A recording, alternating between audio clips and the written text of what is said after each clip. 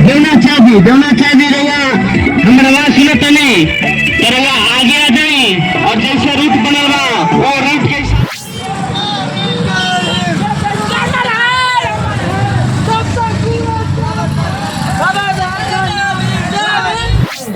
जैसे रूट को निर्धारित किया जाएगा वैसे चलना है।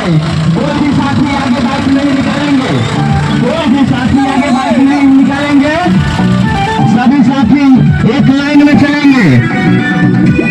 देवना चाहिए रहुआ हमर आवाज सुनत नहीं तो रहुआ आगे आ जाई और जैसे रूट बनल बा वो रूट के हिसाब से इंडिकेट करी, वही हिसाब से पूरा यहाँ के जो शोभा यात्रा हम लेके निकाले वो लोग चल जाए।